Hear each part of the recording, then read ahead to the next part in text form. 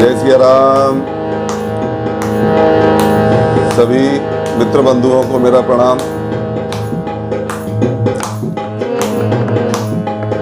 मित्रों, आज मेरा मन हुआ कि नवधा भक्ति पे थोड़ी सी चर्चा की जाए।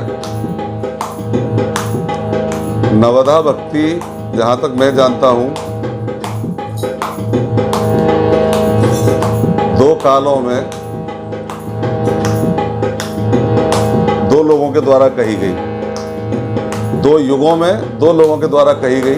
सतयुग में भक्त प्रहलाद जी ने नवधा भक्ति का उपदेश अपने पिता हिरण्यकश्यप के लिए किया था। भागवत जी में उसका वर्णन आता है 7वें स्कंद में। और त्रेता युग में भगवान श्री राम ने शबरी माता के लिए नवधा उपदेश किया था। तो दोनों ही भक्तियां हम देखते हैं और उनको सुनते हैं प्रेम से। और ये निश्चय है कि नवधा भक्ति जो सुनते हैं और जो इसका पाठ करते हैं और जो इसका पालन करते हैं, वो इस लोक में भी और उस लोक में भी भवसागर से पार जाते हैं। भगवान उनका योगक्षेम वहन करते हैं और प्रभु की उन पर निरंतर कृपा रहती है। भगवान ने भी ऐसा वचन दिया है। तो आइए सुनते हैं। पहले देखते हैं भागवत जी में जो भक्त प्रहलाद के द्वारा नवधा भक्ति कही गई है वो क्या है। श्रवणम कीर्तनम विष्णो विस्मरणम पाद सेवनम। श्रवण करना, श्रवण मंगलम। हमारे गुरुजी श्रवण मंगलम जो सत्संग भवन है वृंदावन में गुरुजी का, उसमें श्रवण मंगलम लिखा हुआ है। प्रवेश करते ही श्रवण से मंगल होता है। ये हमने गुरुजी से ही सुना। तो ये पहली भक्ति भागवत जी में भक्त प्रहलाद बता रहे हैं। श्रवणम कीर्तनम। श्रवण, इसके जो मुख्य चरित्र हैं वो है राजा परीक्षित। उनके जैसा श्रोता कोई नहीं हुआ। ये भक्ति उन्होंने प्राप्त की और सुखदेव जी ने सुनाया भागवत कथा उनको, और 7 दिन के अंदर सुन के उन्होंने अपना परम गति प्राप्त कर ली। तो उनके जैसा श्रोता कोई नहीं हुआ जो 7 दिनों में अपना उद्धार कर ले। श्रवणम कीर्तनम। सुखदेव जी कहने वाले, उन्होंने कहा कीर्तन कहना, कथा कहना। सुखदेव जी ने कहा, परीक्षित जी ने सुना। 2 भक्ति हो गई। श्रवणम कीर्तनम विष्णो स्मरणम पाद सेवनम। तीसरा स्मरण, भगवान का स्मरण। हर समय भगवान की याद आती रहे, जैसे भक्त प्रहलाद। स्मरणम पाद सेवनम। पाद सेवा, इसकी अधिष्ठात्री देवी है माता लक्ष्मी। लक्ष्मी मैया जैसी पाद सेवा भगवान की किसी ने नहीं करी। लक्ष्मी मैया जब भी बैठती हैं भगवान के चरण कमलों पर बैठती हैं, चरण कमल की सेवा करती हैं। वो खाली नहीं बैठती, भगवान के साथ बैठती हैं तो चरण कमल की सेवा करती हैं। तो लक्ष्मी मैया जैसा कोई पाद सेवा करने वाला नहीं है, वो उसकी अधिष्ठात्री हैं। तो कितने हो गए? श्रवण, कीर्तन, स्मरण और पाद सेवन। अर्चनम वंदनम दास्यम। अर्चनम मतलब पूजा करना, विधि विधान से पूजा करना। पृथु राजा। वंदनम, अक्रूर जी। वंदना अक्रूर जी जैसी किसी ने नहीं की, जैसी अक्रूर जी ने की। के बाद में आता है वंदनम दास्यम सख्यमात्म निवेदनम। दास्य भाव, हनुमान जी महाराज। भगवान मेरे स्वामी हैं और मैं उनका दास हूं। इस भाव में सबसे बड़े चरित्र और सबसे बड़े भक्त जिन्होंने अपने आप को सिद्ध किया वो है हनुमान जी महाराज। हनुमान जी ने अपने आप को सिद्ध किया। और इसके बाद में सख्य भाव, सखा भाव से। सख्य भाव क्या है? भगवान मेरे मित्र हैं, वो मेरे साथ रहते हैं, वो मेरी मदद करते हैं। इस भाव की भी एक भक्ति होती है जो अर्जुन को प्राप्त हुई। ये भक्ति अर्जुन को मिली। अर्जुन के साथ भगवान मित्र भाव से रहते थे, तो सख्य भाव से उन्होंने इसको प्राप्त किया। और अंतिम भक्ति नवी, आत्मनिवेदन, भगवान बलि। जो कुछ करना आत्मा में परमात्मा को मान के करना है, आत्मा में निवेदन करना है और उसी से भगवान को प्राप्त करना है। तो राजा बलि इसके मुख्य चरित्र रहे। तो ये भागवत जी की 9 भक्ति एक श्लोक में मैंने कही नहीं, मैंने आपको सुनाई, कहीं तो भगवान ने है। अब रामचरितमानस की नवदा भक्ति की बात कर लेते हैं।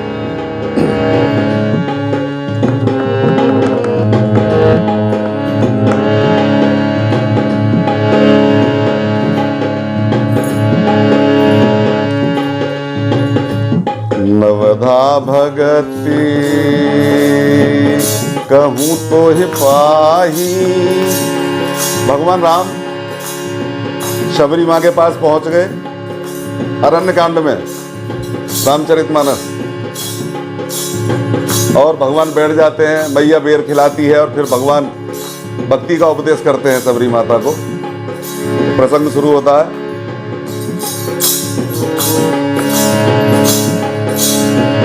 नवधा भगति कहूँ तो ही पाही,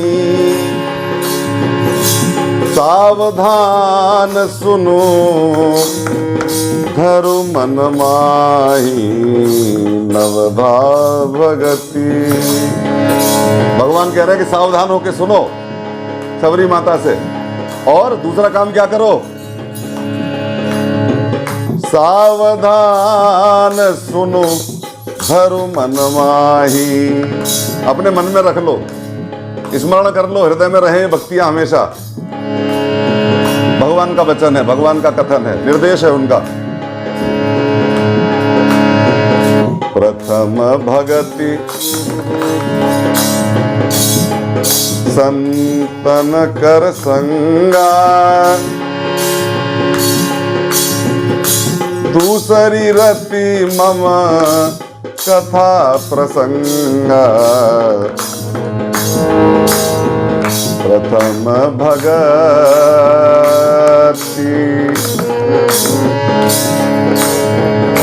पहली भक्ति संतों का संग, दूसरी प्रथम भगति संतन कर संगा, दूसरी रति मम कथा प्रसंगा। दूसरी भक्ति, मेरी कथा मेरे प्रसंग में रम जाओ, मेरी कथा मेरे प्रसंग सुनो, दूसरी भक्ति है। गुरुपद पंकज सेवा, तीसरी भगति अमान। गुरु जी के चरण कमल की पद पंकजों की सेवा अमान भाव से, बिना मान के, मान मिटा के गुरु जी के जब जाए, या जिन लोगों के गुरु नहीं है वो संत दर्शन को जब जाएं तो अपना मान, अपना अहंकार, अहम छोड़ के जाएं, तब उसका लाभ होता है।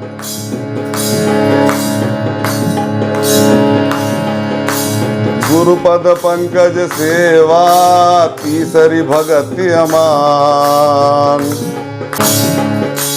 चौथी भगति मम गुण गण करई कपट तजगान। तीसरी भक्ति क्या हुई?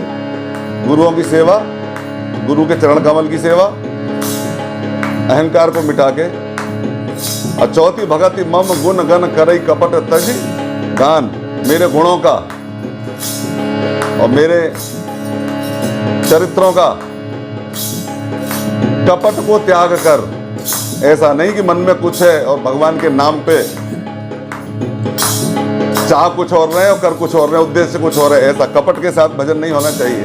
आजकल आप देख रहे हैं बहुत लोग भगवान का नाम का, राम नाम का तरह तरह से अपने छोटे छोटे स्वार्थों के लिए इस्तेमाल कर रहे हैं। नहीं होना चाहिए, गलत है, अनुचित है, भगवान ने इसकी आज्ञा नहीं दी है। मंत्र जाप मम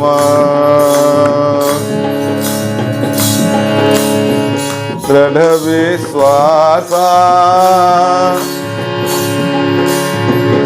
पंचम भगति सो वेद प्रकाशा। मंत्र जाप मम मंत्र का जाप करे। कैसे? मंत्र जाप मम दृढ़ विश्वासा, पूरे विश्वास के साथ, दृढ़ विश्वास के साथ, संदेह नहीं होना चाहिए आपको अपनी पाठ में, आपकी पूजा में, आपको अपने किसी कार्य में किंचित संदेह नहीं होना चाहिए। पंचम भगति सो वेद प्रकाशा, मंत्र जाप मम दृढ़ विश्वासा, पंचम भगति सो वेद प्रकाशा, मंत्र जाप। अब छठी भक्ति देखिए।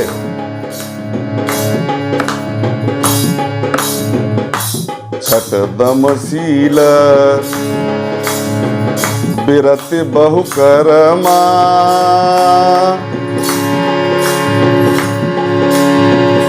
निरत निरंतर सज्जन धर्मा, छठ दमशील। छठी भक्ति कौन सी बनी? छठ दमशील विरति बहुकर्मा, इंद्रियों का निग्रह। दमशील, शील क्या होता है? शील होता है, अगर मैं आपको उदाहरण देकर समझाऊं तो एक शब्द आप प्रचलित है, आपने सुना होगा अश्लील। तो अश्लील का विलोम होता है शील, ऐसे ज्यादा समझ में आ जाएगा। बाकी तो शील का व्याख्या करना बड़ा मुश्किल है। हमने गुरु लोगों के मुंह से सुना है, बहुत समय हो जाता है और शील की व्याख्या पूरी नहीं हो पाती। बड़ा गंभीर शब्द है, लेकिन हम अपने अर्थों में, अपने शब्दों में, अपने भाव में मैं आपको समझा दूं तो अश्लील का उल्टा शील, यानी नियम आचरण, जो हमारी व्यवस्थाएं हैं, संस्कार हैं, हमारे जो धर्म के अनुरूप व्यवहार है, उसके अनुसार आचरण करना शील। ये छठी भक्ति है। छठ दमशील बिरति बहुकर्मा, निरत निरंतर सज्जन धर्मा, छठ दमशील। सातवीं, आहा, अब यहाँ के भक्ति पकने लगती है। ये दरअसल क्रमशः भी होती हैं सभी भक्तियां, जहां तक मैं अनुभव करता हूं। पहले संतों का संग होगा, संतों का संग होगा तभी दूसरी भक्ति आएगी। दूसरी भक्ति कब आएगी? संतों का संग होगा तभी कथा में मन लगेगा। उसके बाद तीसरी आएगी, फिर चौथी आएगी। एक साथ छठी सातवीं नहीं आ सकती। तो बड़ा, मैंने कहा कि मैं ज़्यादा बोल नहीं पाऊंगा इस पे, क्योंकि गुरु लोगों का विषय है। बस मैं तो थोड़ा सा अपने भाव आपको व्यक्त कर रहा हूँ अपनी भाषा में, और कहीं कोई गलती हो तो मुझे क्षमा करें।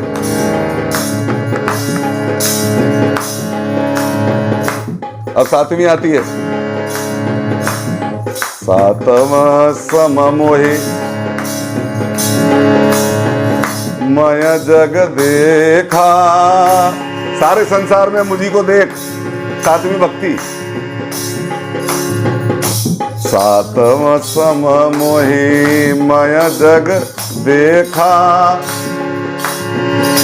मोते अधिक संत कर लेखा। सातव सम मोहि मय जग देखा, मोते अधिक संत कर लेखा। सातव,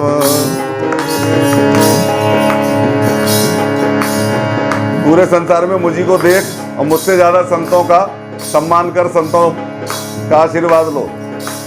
संतों में आत्मा है भगवान की।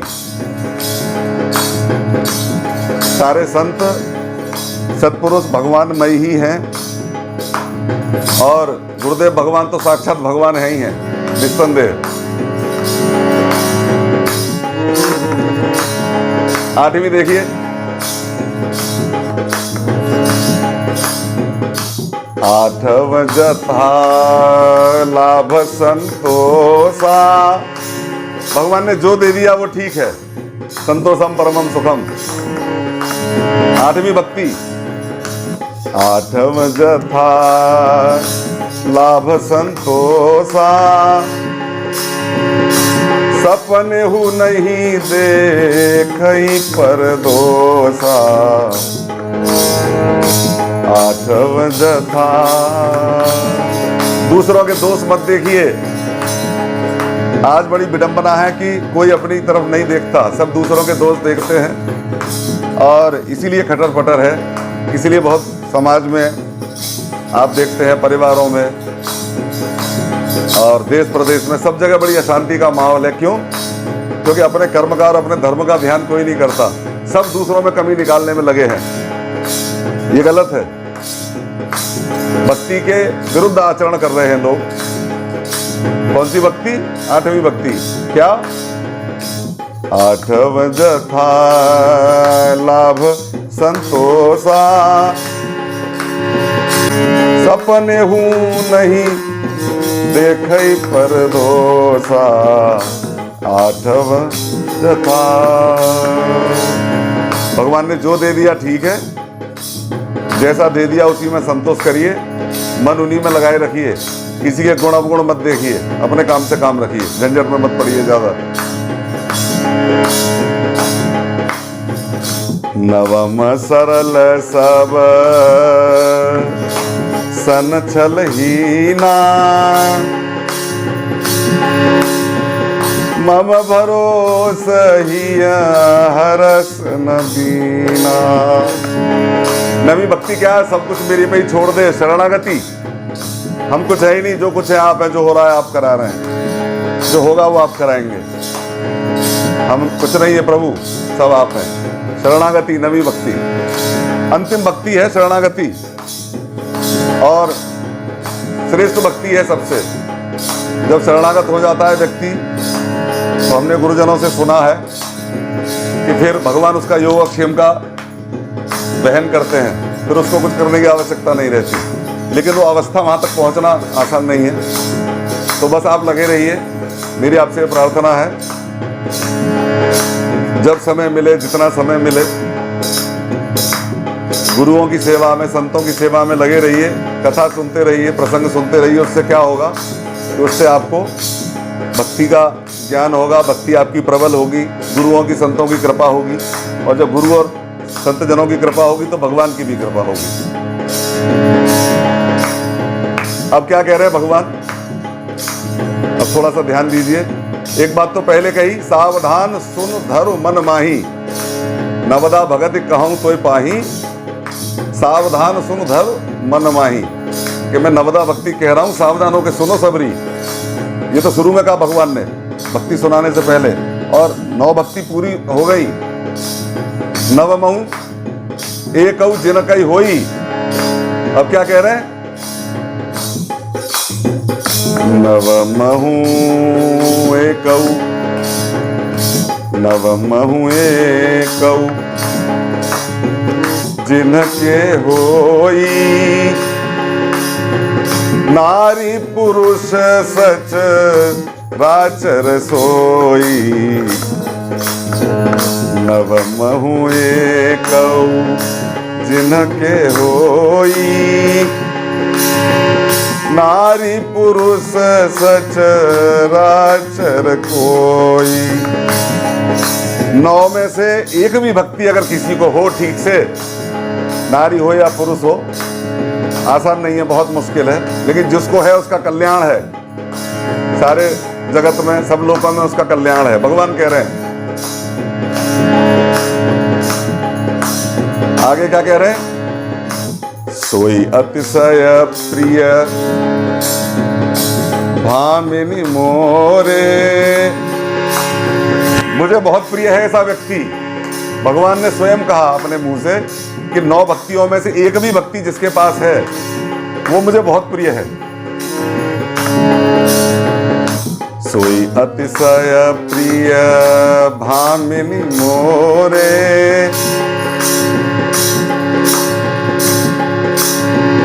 सकल प्रकार भगति दृढ़ तोरे सकल। और हे माता, तेरे अंदर तो सारी भक्तियां हैं। जय हो शबरी मैया की।